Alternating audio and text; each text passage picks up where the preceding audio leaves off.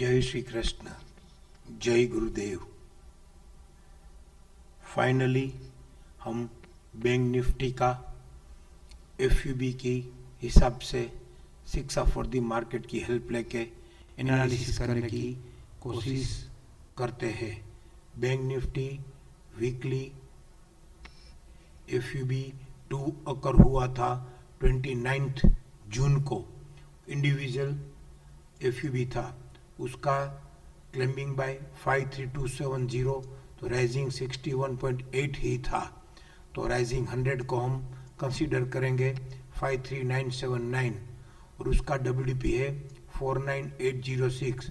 तो ये 53357 जो कि राइजिंग 61 का ही टॉप बना के स्ट्रॉन्ग डाउन में चालू हुआ, तो सीधा 49654 आ गया।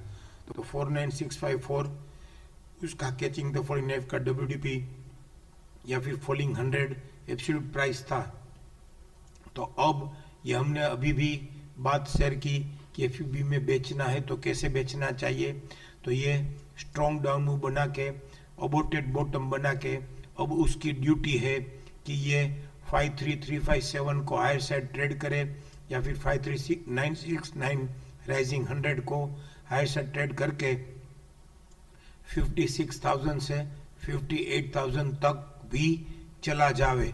लेकिन उसने लोअर टॉप बना दिया और 51750, तो इसको भी हम पिंक, ग्रीन और रेड कंसीडर कर सकते हैं। ये पिंक बोले तो ये स्ट्रॉन्ग डाउन मूव, ये फॉल्स डाउन मूव का कजिन ब्रदर, उसके बाद वैलिड सेल, फिर ये ग्रीन के बाद ये वैलिड बाय और फिर ये रेड के बाद वापिस से वैलिड सेल हुआ है। तो यहाँ पे ये 49646 लोअर साइड ट्रेड करेगा तो ये वीक बिलो सीरीज अकर होगा। लेकिन फिलहाल हम ये उस पर नहीं जाते हैं और ये डबल टॉप बना के लोअर टॉप बना के 49654 लोअर साइड ट्रेड करेगा तो ये वापिस इसका फॉलिंग 261 47,000 या 46,000 तक या 45,000 तक भी जा सकता था। लेकिन उसने पिंक ग्रीन रेड करके हायर बॉटम बना दिया और हायर बॉटम बना के वापिस हायर टॉप बनाया है।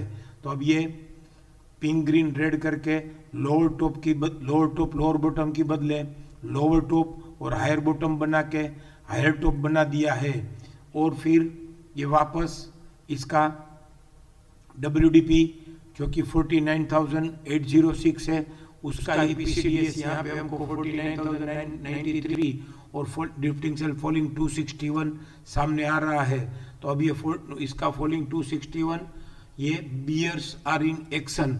लेकिन ये बुल के घर में, मल्टीपल लीडर के घर में और एफयूबी के घर में खाली सिंगल स्नेक आया है और single snake PCS PCB RC करके आया है। तो PCS PCB RC and direct snake occur का फॉलिंग 261 भी 48,343 है। तो अब ये ड्रिफ्टिंग सेल 49,993 अगर लोअर साइड ट्रेड करेगा तो ही ये 48,000 से 46,000 आएगा, जो कि एफयूबी का भी फॉलिंग 261 48,000 से लेके 46,000 तक का ही है। तो अब ये पीसीडीएस जो इसका 49,993 है वो लोअर साइड अगर ट्रेड करता है फिर ये 50,369 भी लोअर साइड ट्रेड हो जाएगा और ये 49,654 भी लोअर साइड ट्रेड हो जाएगा। तो फिर 47,000 से 46,000 या 45,000 तक भी निफ्टी बैंक निफ्टी आ सकता है। लेकिन फिलहाल इसको हम समझने की कोशिश करें डेली में, तो वीकली के साथ डेली में ये वापस एक बार हायर टॉप, वीकली में हायर टॉप हायर बॉटम बना के अब ये 50,369 ही नहीं तोड़ता है तो 49,993 ड्रिफ्टिंग सेल तो थोड़ा दूर है, लेकिन 50,369 अभी 1000 पॉइंट नीचे है। तो 1000 पॉइंट 50,369 लोअर साइड ट्रेड नहीं करता है और आने वाले दिनों में 54,000 तक आ जाता है और 54,000 पे हायर साइड ट्रेड कर देता है तो ये वीकली का राइजिंग 127 पे हायर साइड ट्रेड करेगा। तो अब ये 56,000 से 58,000 भी आ सकता है। तो ऐसे हमने बैंक निफ्टी में देखा कि कैसे डबल टॉप बना के वो सेल हुआ, लेकिन उसने डबल टॉप बना के ये lower bottom pink green red करके जो बीच का बॉटम था 49654 17 अगस्त का, वो लोअर से ट्रेड नहीं किया। तो फिर अगर वो लोअर से ट्रेड कर देता तो डबल टॉप बना के ये लोअर से ट्रेड करता तो फॉलिंग 261 आ जाता, लेकिन वो ट्रेड नहीं किया। तो अब हायर टॉप हायर बॉटम बना के ये वापस 54,000 अगर ट्रेड करेगा तो 58,000 से 58,000 आ सकता है। अब डेली में उसको समझने की कोशिश करें तो डेली का FUB1 12 सितंबर को था, तो 12 सितंबर को उसका 52,538 उसका राइजिंग 261 था और उसका क्लेमिंग बाय था 51954 राइजिंग 161, तो 52538 शायद यहाँ पे ट्रेड हो गया। हम चेक करते हैं 18 सितंबर को 52538 वो ट्रेड हो रहा था राइजिंग 261 से, और उसका राइजिंग 261 52832 उसने हायर साइड राइजिंग 261 से ही ट्रेड कर दिया है, और उसका क्लेमिंग बाय 53231 राइजिंग 423.6 हो गया था। और इस दिन से शायद हमारा मैसेज भी था कि ये बुल्स आर इन एक्शन, और FUB का राइजिंग 261 से ट्रेड किया है, तो हम इसको देखना पड़ेगा कि इसने राइजिंग 261 को बुल्स FUB को एस्टैब्लिश किया कि नहीं। और फिर वो बढ़ते बढ़ते 54,000 तक भी चला गया, और अब 54,000 तक जाने के बाद उसने ये FUB का उसके बाद वो TACTA बाय भी हो गया, और TACTA बाय का फॉलिंग 261 51544 और ये यहाँ पे ड्रिफ्टिंग से 261 51571 भी उसने लोअर साइड ट्रेड कर दिया है। तो अब ये TACTA बाय का फॉलिंग 261 लोअर साइड ट्रेड कर दिया।